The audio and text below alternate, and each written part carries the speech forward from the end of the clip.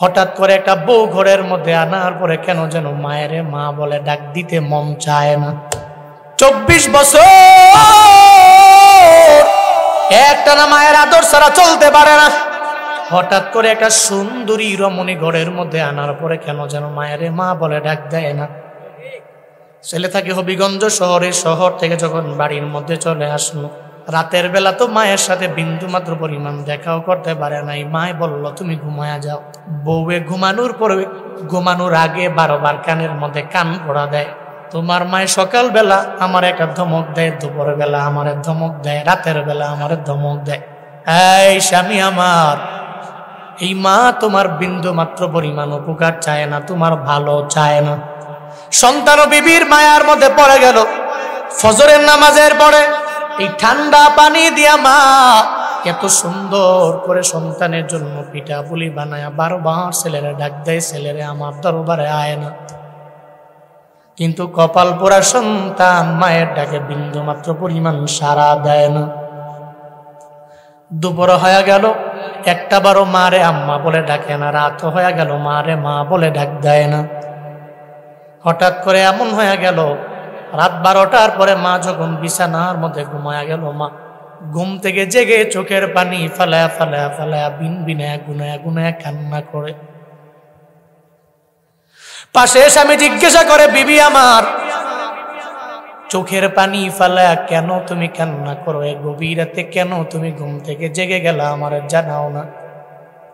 মা ডেকে বলে, স্বামী আমার, যেই ছেলেটারে 25 বছর পর্যন্ত আমি লালন পালন করলাম, এত মায়া করে তারে বড় করলাম, আমি মা তারে 10টি মাস গর্ভে নিলাম।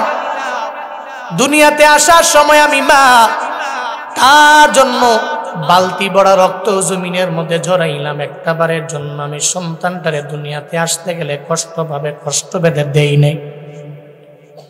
যেই সন্তানের জন্য আমি মা,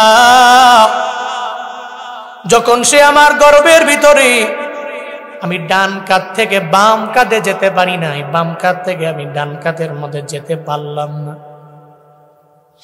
আমার সন্তানের বড় কষ্ট হয়ে যাবে।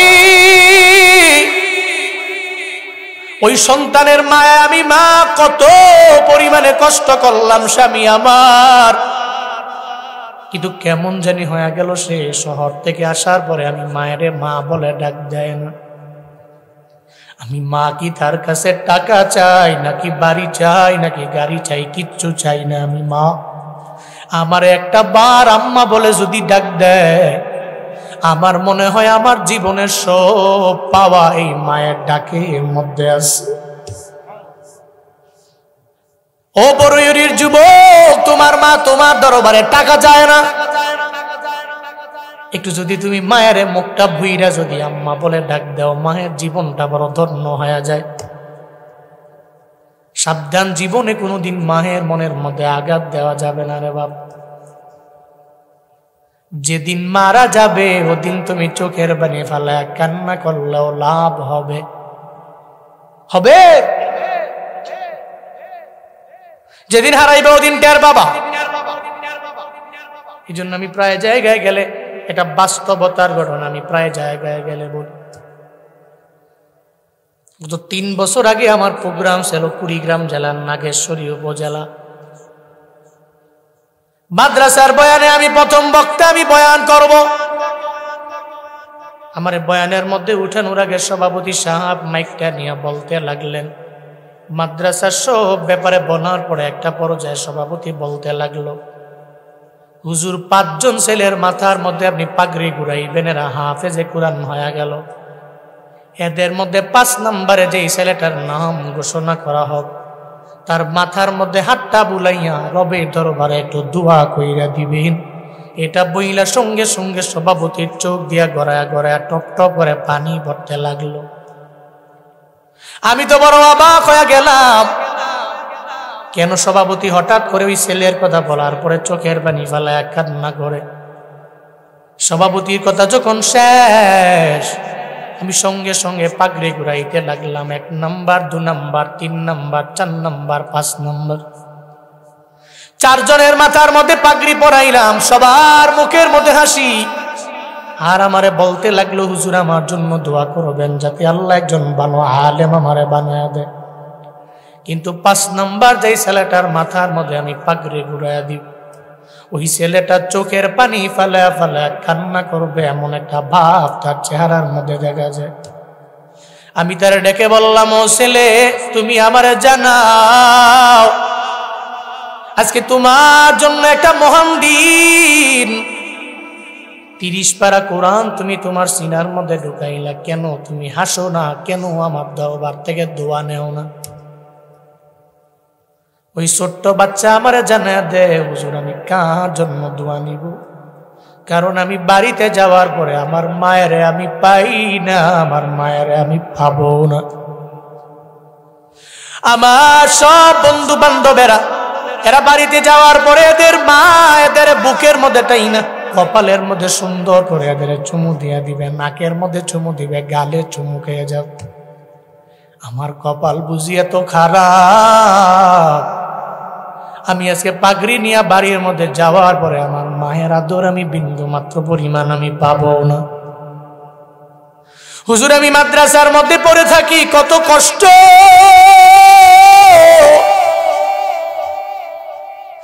আমার বাবা কত কষ্ট করে করে করে করে আমারে মাদ্রাসায় পড়ায়। একটা গরিব ঘরের সন্তান আমি, মাদ্রাসা যখন বন্ধ হয়ে যায় আমি বাড়ির মধ্যে যাই না, কারণ আমি বাড়িতে গেলে তো আমার মায়ের আদর আমি পাবো না, আমার মারে আমি বিন্দু মাত্র পরিমাণ মা বলে ডাকতে পারবো না। এজন্য এই চিন্তায় আমি পড়ে গেলাম, মাদ্রাসার কিনারার মধ্যে আমি শুয়ে শুয়ে আমার জিন্দেগিটা আমি পার করে দিলাম। আজকে সারা দিন লাগাইয়া আমি চেষ্টা করলাম আমার মুখের মধ্যে একটা হাসি আনার জন্য, কারণ আমি পারি না, কারণ আমার মা নাই। আমি মার জন্য আমার মনটা কাঁদে। হুজুর আমার বয়ানের শেষে একটু মায়ের কবরের পাশে গিয়া দাঁড়ায়া যাব, একটু মায়ের কবরের পাশে দাঁড়াইয়া যদি একটু দোয়া করে দিতে পারি, আমার মনে হয় আল্লাহ আমার মায়ের কবরটারে জান্নাত বানায় দিব। আমি বয়ান শেষ করলাম, আমি এরপরে বললাম, চলো না আমি তোমাকে সঙ্গে করে নিয়ে কবরের পাশে দাঁড়ায়া যাই।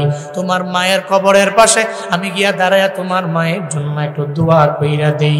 আমি তাকে নিয়ে গেলাম, সূরা ফাতিহা পড়লাম, ইখলাস পড়লাম। এরপরে আমি তারে বললাম, এই ছেলে, তুমি যে এই কবরের পাশে দাঁড়াইলা, আজকে ৩০ পারা কোরআন সদ্য তুমি হাফেজ হয়ে গেলা তোমার মায়ের জন্য, তুমি দোয়া করবা, আমার বিন্দু মাত্র পরিমাণ দোয়া করার প্রয়োজন নাই। কারণ একটা সন্তান যদি তার মায়ের জন্য চোখের পানি ফেলে রবের দরবারে আবদার জানায়, আল্লাহর কসম একবার, আল্লাহর কসম দুবার, শতবার করে বলতে পারি, ওই মায়ের কবর জাহান্নামের গর্ত হলেও আমার মাওলা মায়া কইরা জান্নাত বানায়া দিতে পারি।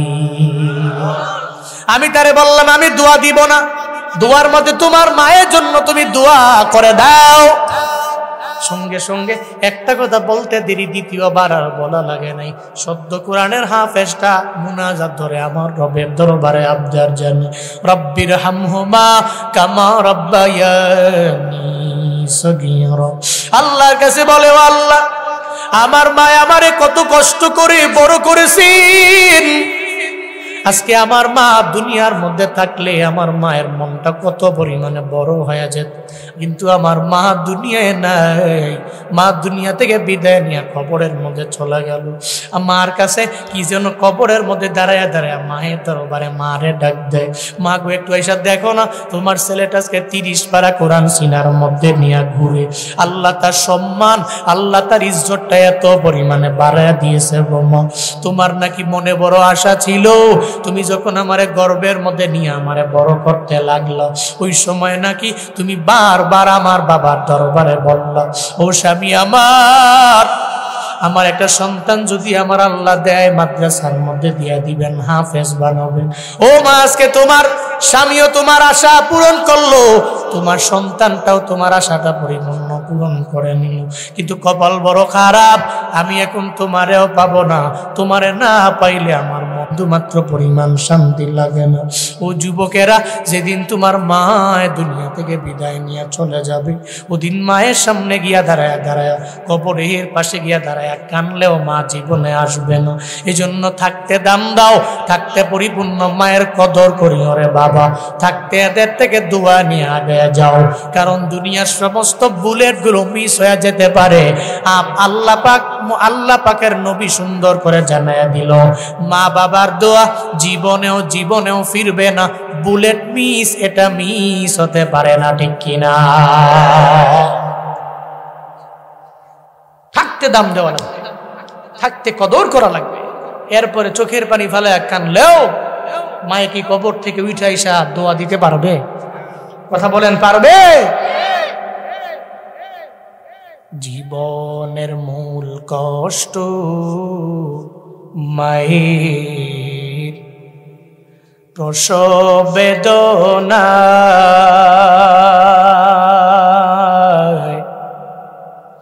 সাত আসমান সাত জমিন তখন মায়েরই মাথা। জীবনের মূল কষ্ট মায়ের প্রসব বেদনা,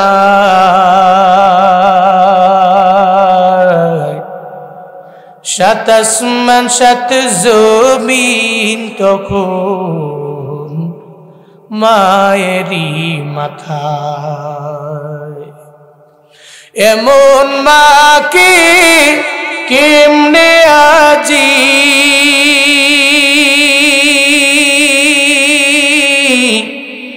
এমন মাকে কেমনে আজি যাব আমি ভুলিয়া। ও আমার প্রাণের মা, মা গো মা, কোথায় গেলে মোরে ছাড়িয়া। জনম দুঃখী এতিম আমি, চায় না কেহ ফিরিয়া। জনম দুঃখী এতিম আমি, চায় না কেহ ফিরিয়া।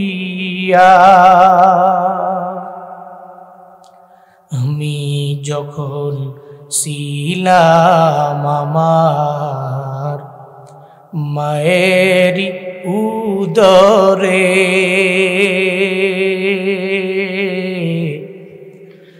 চলাফেরা করতেন যে মায়, কত কষ্ট করি। আমার সুন্দর মুখ দেখে মায়ের,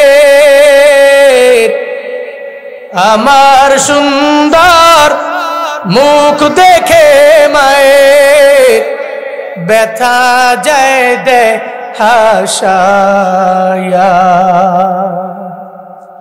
ও আমার প্রাণের মা, মা গো মা, কোথায় গেলে মোরে ছাড়িয়া।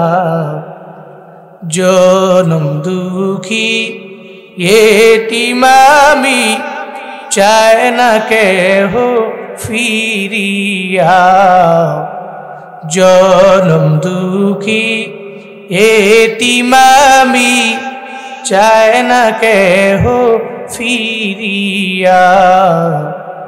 জনম দুঃখী এতিম আমি, চায় না কেহ ফিরিয়া।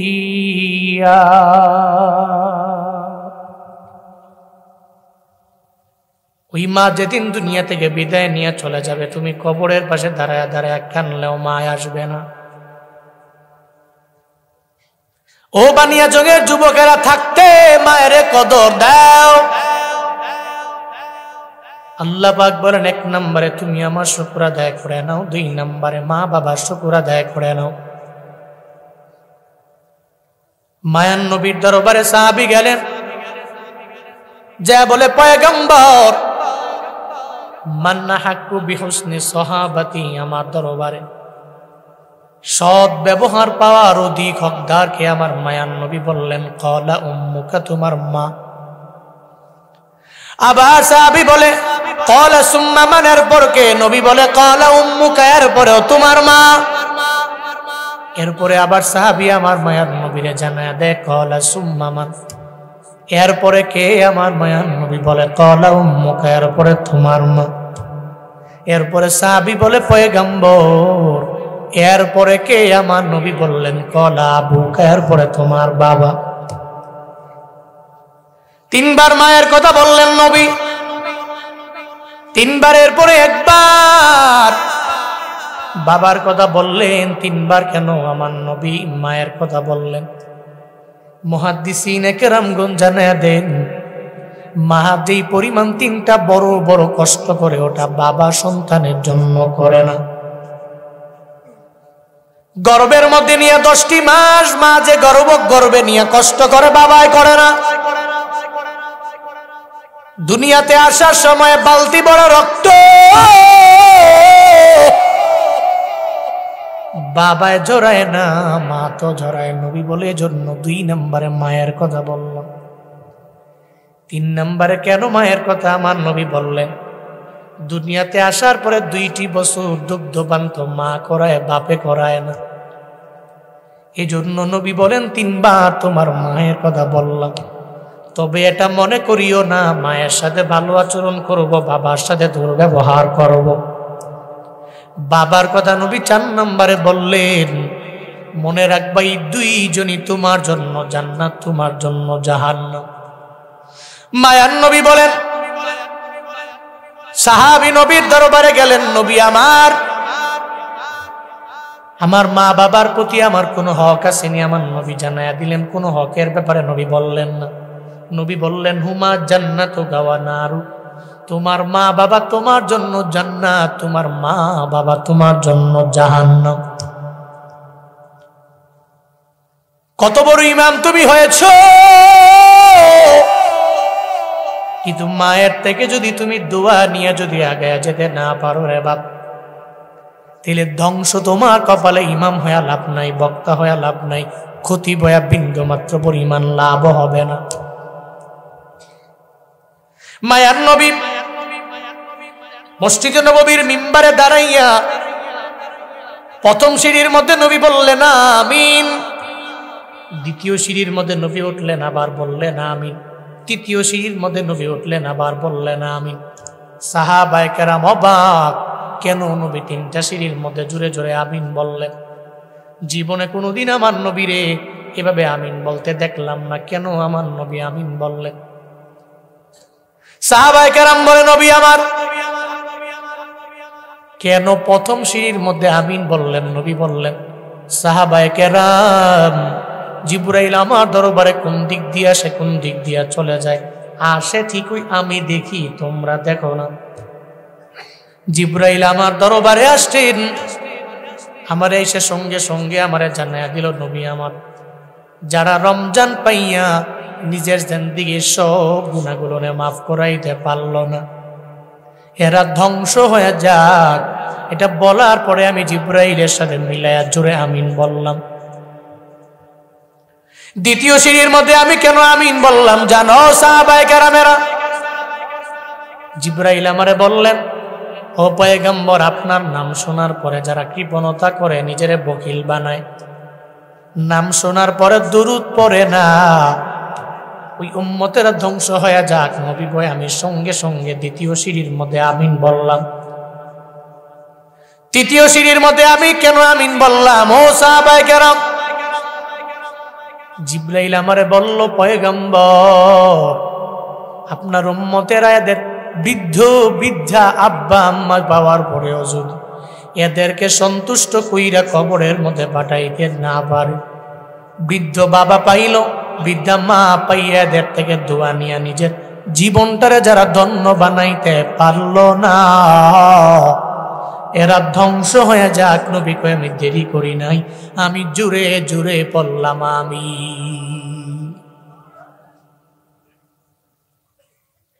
এই জন্য কি বোঝা গেল,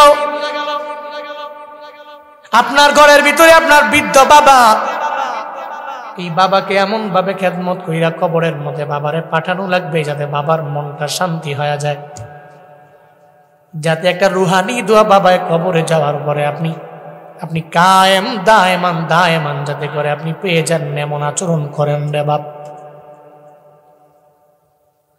যেই আচরণ করলে লাভ এবং ফায়দা।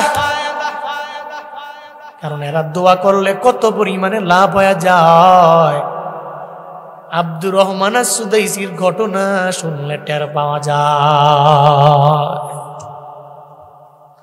বাইজিদ বুস্তামির ঘটনা পড়ো, মায়ের দোয়ায় ওলি, সুবহানাল্লাহ পড়ে না? কার দোয়ায়? কার দোয়ায়? মায়ের দোয়া। ওয়াইস আল কারনি, মায়ের দোয়ায় মুস্তাজাবুদ দাওয়া, সুবহানাল্লাহ পড়বেন না? মায়ার নবী আমার দুনিয়া থেকে চলে যাবে ভাব যখন হয়ে গেল, নবী ইসলামের দ্বিতীয় খলিফা হযরতে ওমরকে আমার নবী ডাকলেন, হে ওমর, ইয়ামানের কর নামক শহরের মধ্যে, জায়গার মধ্যে, অঞ্চলের মধ্যে একজন আমি নবীর প্রেমিক আছে রে, তার নাম হলো ওয়াইসাল কারনি। সে এত পরিমাণে দামি, তুমি যদি সুযোগ পাও জীবনে ওয়াইসাল কারনি থেকে তুমি দোয়া নিও, পড়েন সুবহানাল্লাহ। কই ওমর রে, ওয়াইসাল কারনি দোয়া করলে আমার রব ফিরায় না। ওয়াইসাল কারনি মুস্তাজাবুদ দাওয়া, আল্লাহ তারে বানায়া দিল। সে যখন দোয়া করে আল্লাহ কবুল করে নেয়। যে ওমর জান্নাতি, দুনিয়ার মধ্যে জান্নাতের সার্টিফিকেট নবী নিজেই দেয়া গেলেন। মায়ার নবী বলেন, আবু বকর ফিল জান্নাহ, উমর ফিল জান্নাহ, উসমান ফিল জান্নাহ, আলী ফিল জান্নাহ, এরা সব জান্নাতি, আমার মায়ার নবী সার্টিফিকেট দিয়া গেলেন। এর উপরে ওমর রে আমার নবী জানায়া দেয়, ওমর রে যদি ইয়ামেনের ওয়াইসাল কারনি রে পাও, ওনারে আমার জুব্বাটা দিবা আর তার কাছ থেকে দোয়া নিবা, পড়েন সুবহানাল্লাহ। আব্দুর রহমান সুদাইসি কাবা শরীফের এক বড় ইমাম, 39 বছর পর্যন্ত একটানা কাবার মধ্যে নামাজ পড়ায়। কণ্ঠে এত পরিমাণে মায়া, আল্লাহ যার কণ্ঠের মধ্যে এত পরিমাণে মায়া দিয়া ভরপুর বানায়া দিলেন। বাইতুল্লাহর সব ইমামের তিলাওয়াত বড় মধুর, তবে ওনার মতো না। জিজ্ঞেস করা হলো, এত বছর একটানা বাইতুল্লাহর ইমাম কেমনে হয়ে গেলেন? কই আমার ইলমের পাওয়ারে না, আমার হিলমের পাওয়ারে না, আমার আমলের পাওয়ারে না, আমার মায়ের দোয়া। আল্লাহ পাক আমারে কাবার বড় ইমাম বানায়া দিয়েছে। কার দোয়া?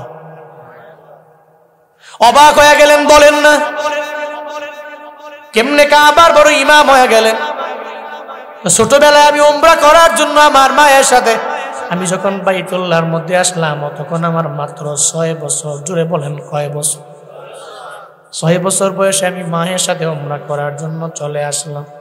আমি ছোট মানুষ, বাইতুল্লাহর কালো গিলাপ ধইরা সুন্দর করে আর পবিত্রতা বজায় রাখতে পারবো না বলে মায় আমারে ধমক দিয়া নিয়া মাথা ফের এক সাইডের মধ্যে আমারে দাঁড় করায়া দেয়।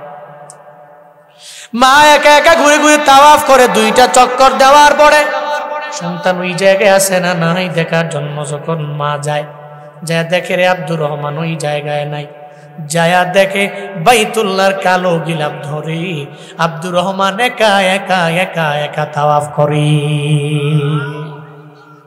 ধমক দিয়া তাড়াইয়া দিল আর বলল, যাও, বাইতুল্লাহর কালো গিলাপের পবিত্রতা বজায় রাখতে পারবা না। ধমক দিয়া নিয়ে মাথা ফের এক সাইডের মধ্যে আবার দাঁড় করাইয়া রাখলো। আবার 2টা চক্কর দেওয়ার পরে সন্তানটা আগের জায়গায় আছে না নাই, যখন জানার জন্য যায়, যায়া দেখে রে আব্দুর রহমান ওই জায়গার মধ্যে নয়, বরং সে আবার কালো গিলাপ ধইরা ধইরা ধইরা ধইরা তাওয়াফ করে। মা যা বলে, ও সন্তান আমার, তোমারে বারবার মাথা ফের এক সাইডে দাঁড় করে রাখলাম কেন, তুমি বাইতুল্লাহর প্রেমে মগ্ন হয়ে গেল। আব্দুর রহমান জানায়া দেয়, ও মা আমার, দুনিয়াতে আমি কত ঘর দেখেছি, কোন ঘরের প্রতি বিন্দু মাত্র পরিমাণ এত মায়ার মধ্যে আমি পড়ি নাই, কোন ঘর আমার এত ভালো লাগে নাই, কিন্তু বাইতুল্লাহর কালো গিলাপ যখন আমি ধরলাম, এর মায়ার মধ্যে আমি পড়ে গেলাম, এর প্রেমের মধ্যে আমি পড়ে গেলাম। বানিয়াচোখের মুসলমানেরা দুনিয়ার সব গর্ত দেখলেন, কিন্তু বাইতুল্লাহ দেখার সুযোগ হয় নাই। এখানে অনেকে আছে, হুজুর দোয়া কইরেন আল্লাহ যাতে আমারে মক্কায় মদিনায় লয়া যায়। আমিও দোয়া করি আল্লাহ জীবনে একবার হলেও আপনাদের সবাইকে ওই বাইতুল্লাহর কালো গিলাপ দইরা তাওয়াফ করার মতো তৌফিক দান করেন, পড়েন আমিন। কোন সময় চলার পথে একটা মাখলুক অহংকার করতে পারে, কারণ মাখলুক তো আল্লাহ ছাড়া কিছু করতে পারে। যে আল্লাহ আনছেন, বসার তৌফিক দিছেন, এই আল্লাহর একটু খুশি করি। সকলেই চিল্লায় একবার করে সমস্বরে পড়ি আলহামদুলিল্লাহ। আরো জোরে চিল্লায় আলহামদুলিল্লাহ। আমার সাথে পড়ুন, রব্বানা লাকাল হামদ হামদান কাসীরান তাইয়িবান মুবারাকান ফি ইয়া রাব্বি লাকাল হামদু কামা ইয়ানবাগি লিজালালি ওয়াজহিকা ওয়া আযীমি সুলতানিকা লাকাল হামদু বিল কুরআন লাকাল হামদু বিল ইসলাম লাকাল হামদু বিল ঈমান। এই যে জুমলা পড়লাম, বাক্য পড়লাম, প্রশংসা করলাম কার? আল্লাহর প্রশংসায় লাভ না লস? কয় দিনের লাভ? হ্যাঁ, দুনিয়ার মানুষের গুণকীর্তন করলে লাভ হয় কয় বছরের? 5 বছরের।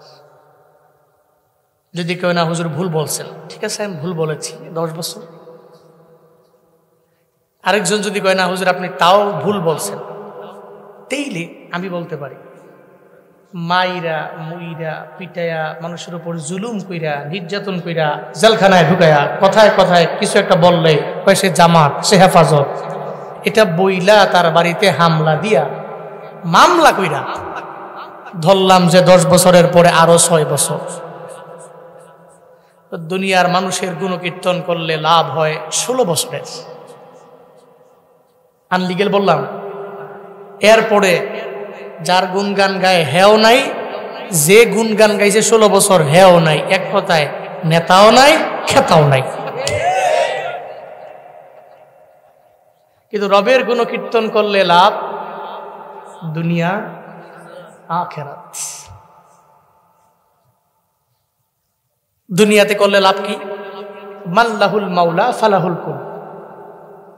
আল্লাহ যার হলো গার্ডিয়ান, আল্লাহ যার গার্ডিয়ান হলো, আল্লাহ যার অভিভাবক হলো, ফালাহুল কুল, পৃথিবীর সব কিছু তো তার জন্যই হয়ে গেল।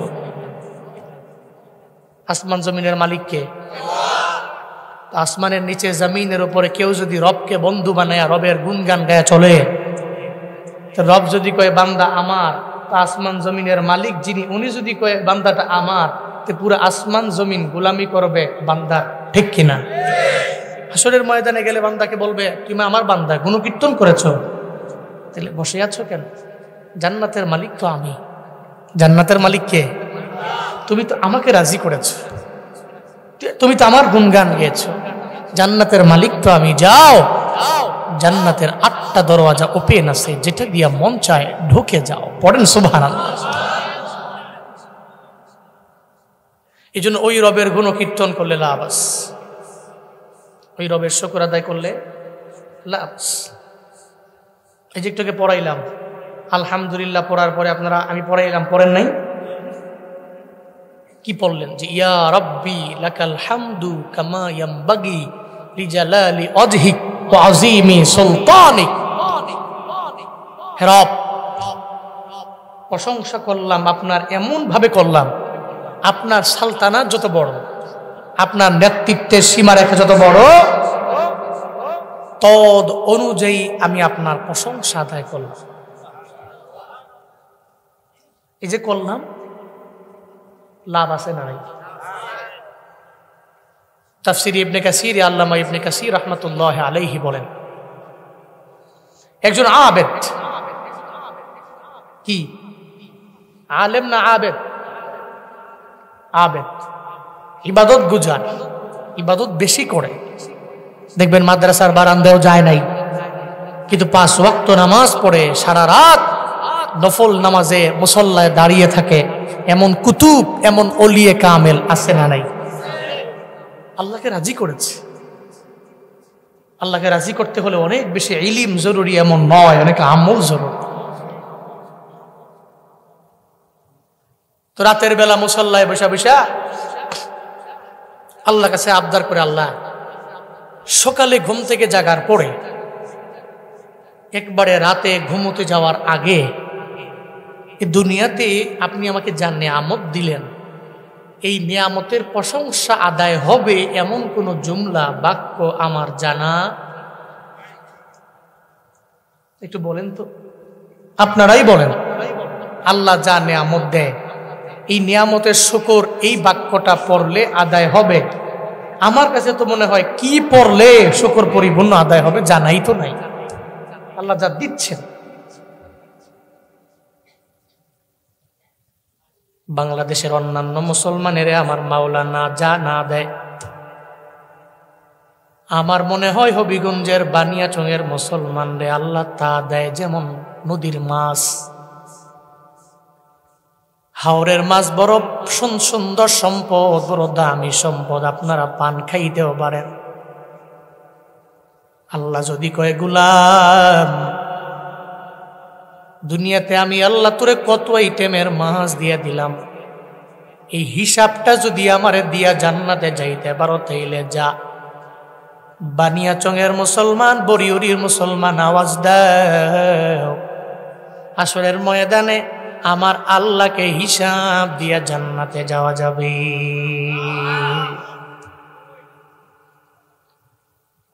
আল্লাহ পাক বলেন, কত নিয়ামত আমি আল্লাহ তোরে মায়া করে দুনিয়ায় দিলাম, জীবনেও কোনো বান্দা এটা গণনা করে শেষ করতে পারবে না।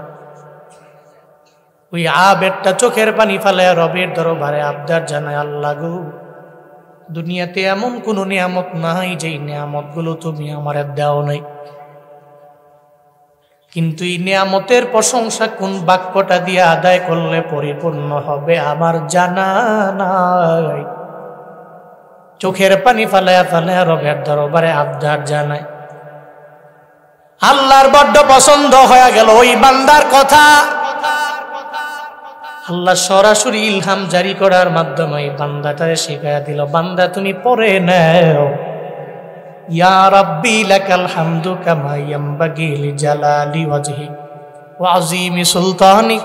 এই জুমলাটা বান্দা তুমি তোমার জবান দিয়া বের করে দাও।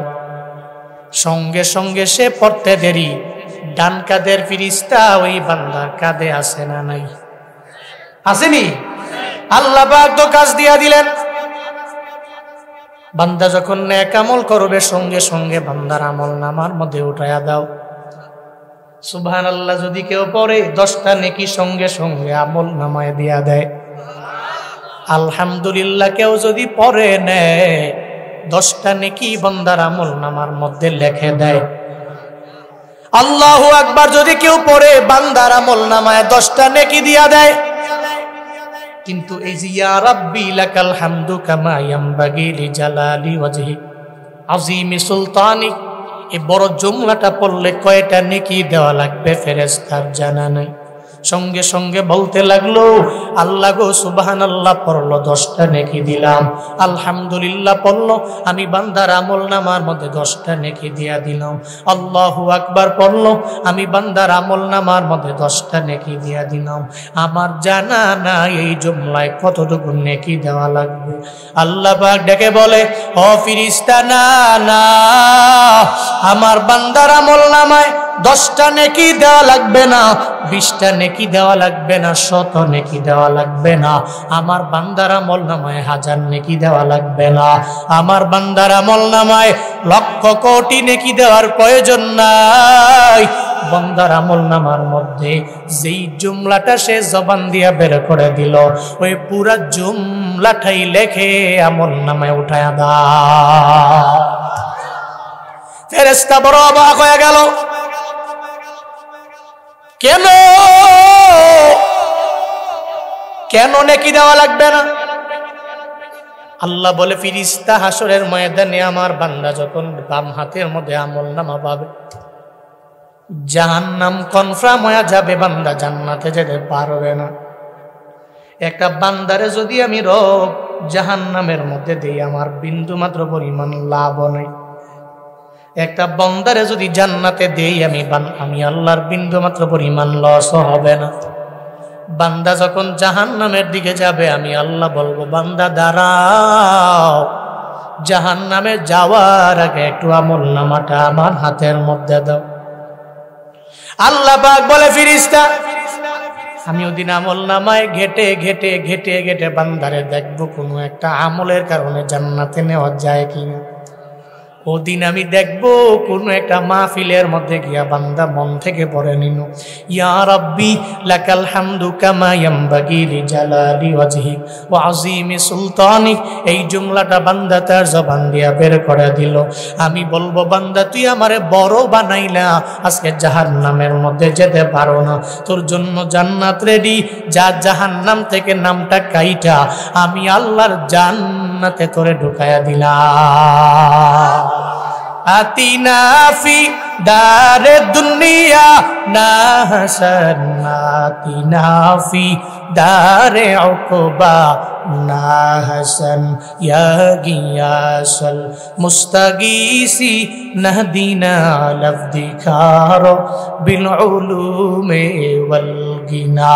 হর গোরি দে নেকো তু তৈয়ার হ্যায়, না মাঙ্গে উস্তো তু বেজারো হয়।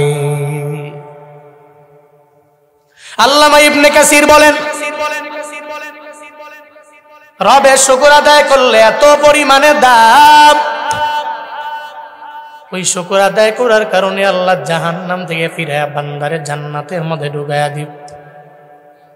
এই জন্যই তো আল্লাহ সব জায়গার মধ্যে আগে 12 বার বান্দারে বল, আনিশকুরুলি, 1 নম্বরে তুমি আমি রবের শুকর আদায় করে নাও, আমি রবের কৃতজ্ঞ বান্দা তুমি হয়ে যাও।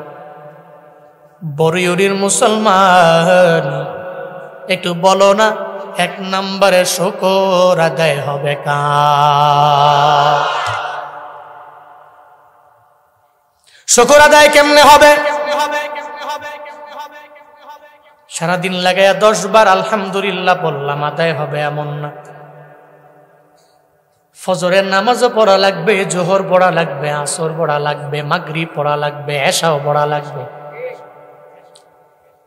যুবকেরা তো পড়ে না, যে মুরব্বী যারা আছে দেখবেন এদেরই ফজরে পাওয়া যায়, এদেরই জোহরে, এদেরই আসরে, এদেরই মাগরিব, এদেরই এশা। রাত 12টা 1টা পর্যন্ত ব্যাডমিন্টন খেলে। খেলা দোষের না, কিন্তু 12টা 1টা পর্যন্ত ব্যাডমিন্টন খেলা বাসায় যায়, ঘুমাইতে ঘুমাইতে মোবাইল ইউজ করতে করতে 3টা, ঘুমায় ফজরের 1 ঘন্টা আগে।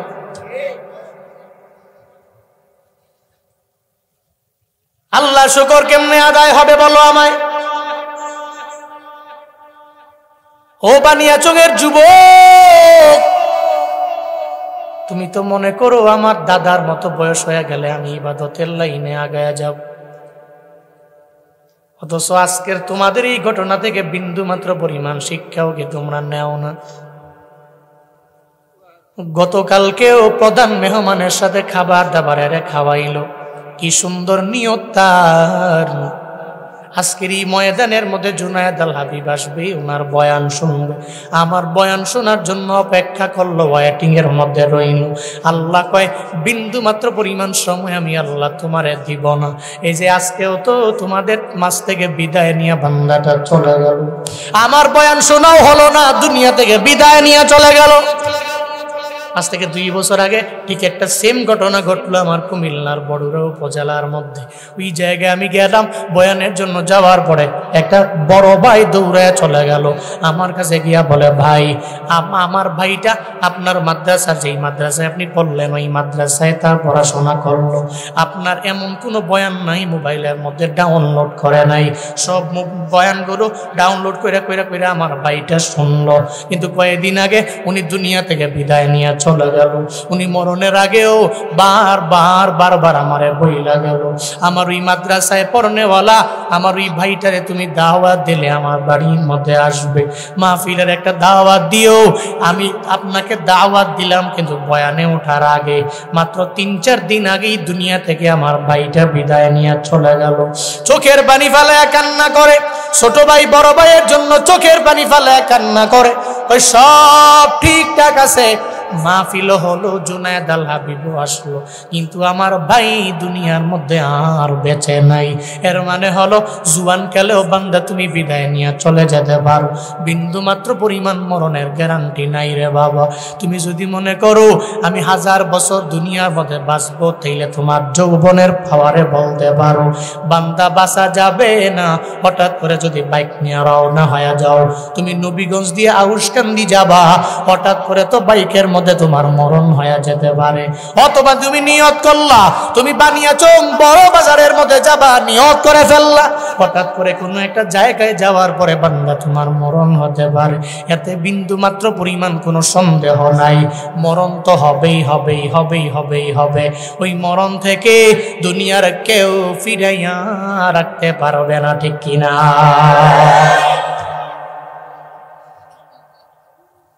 মাইকেল জ্যাকসন যুবকদের প্রেরণার এক সময়ের নাম। এক সময় যুবকেরা যে মাইকেল জ্যাকসনের গান শুনতো, 40 million, 100 million, 1 billion, 2 billion, 3 billion যার গানের ভিউজ। ওই মাইকেল জ্যাকসন চেষ্টা করলো দুনিয়ার মধ্যে বেঁচে থাকবো 150 বছর। আমার টাকার অভাব নাই, আমার বাড়ির অভাব নাই, আমার ফ্যান ফলোয়ারের অভাব নাই, দুনিয়াতে আমার বাঁচা লাগবে 150 বছর, আমি দুনিয়ার মধ্যে বাঁচবই, চিন্তা নিয়ে আগায়া যায়। পৃথিবীর বড় বড় 12 জন ডাক্তার তার ঘরের মধ্যে নিয়ে আসলো। হ্যাঁ, এই ডাক্তারেরা 1 গ্লাস পানি আমারে দিবাকে চেক করে, আর পরে আমারে পানি দাও, আমারে যা খাওয়াইবা 40 বার পরীক্ষা করে, আর পরে খাওয়াইবা। সব পরীক্ষা করে করে করে করে মাইকেল জ্যাকসনের সামনে নিয়ে যায়। নিয়ত হলো বাঁচবে কয় বছর? আল্লাহ কয় পারবি না, তোর ডাক্তার জীবনেও কোনোদিন তোরে বাঁচাইতে পারবে না, তোর কবিরাজ জীবনে কোনোদিন তোরে বাঁচাইতে পারবে না, তোর হাতুড়ি ডাক্তারও জীবনে কোনোদিন তোরে বাঁচাইতে পারবে না, তোমার ব্যক্তিগত ডাক্তারও তোমারে বাঁচাইতে পারবে না। 50 বছরেই আল্লাহ কয় মালাকুল মউত জালেম মাইকেল জ্যাকসনের রূহটাকে কবজ করে নিয়ে আয়। 50 বছর, আর বাকি বইরা রয়েছে 100 বছর।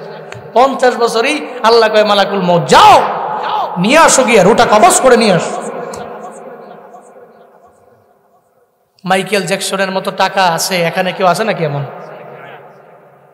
তার এত ফ্যান ফলোয়ার, এমন ফেমাস মশহুর প্রসিদ্ধ সেলিব্রিটি এখানে কেউ আছে? তাহলে সে যে এত পারে নাই, আপনি কেমনে বুঝেন যে আপনি পারবেন, আপনি থাকতে পারবেন? গ্যারান্টি নেই। এই জন্য যুবকদের বলি, জুয়ান কালে তুমি ইবাদত করো, জুয়ান কালে করো।